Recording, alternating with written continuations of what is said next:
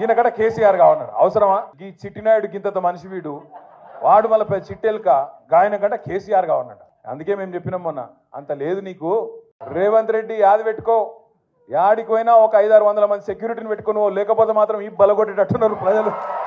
ఎక్కడికి పోయినా మాట్లాడతారు, అక్కడక్కడ డైలాగులు కొడుతుంటారు. రేవంత్ రెడ్డి కేసీఆర్ దమ్ముందా అంటాడు, కేసీఆర్ అంటాడు. నేను అంటున్నా కేసీఆర్ కావాలంటే ఈయనకు మన సోషల్ మీడియాలో పోస్టులు పెట్టే పిల్లగానే తట్టుకోలేకపోతుండే ఈయన కడ కేసీఆర్ కావన్నాడు. అవసరమా? ఈ చిట్టినాయుడు గింత మనిషి వీడు, వాడు మళ్ళీ చిట్టెలుక గాయన కంటే కేసీఆర్ కావన్నాడు. అందుకే మేము చెప్పినాం మొన్న, అంత లేదు నీకు, చేతనైతే అక్క అడిగింది. ఇలా పొద్దున జగదీష్ అన్న కూడా చెప్పిండు. ఏం చెప్పిండు? ఇప్పుడు అసెంబ్లీ నడుస్తుంది కదా, రేవంత్ రెడ్డి గారు నాకు ఈ భాష ఇష్టం ఉండదు నిజంగా చెప్పానంటే, కానీ తప్పదు అప్పుడప్పుడు. నాకు నిజంగా అప్పుడప్పుడు నాకు ఇష్టం ఉండదు. నేను చదువుకున్నా, రేవంత్ రెడ్డి లెక్క నేను ఆడ ఆవారా తిరిగినోని కాదు.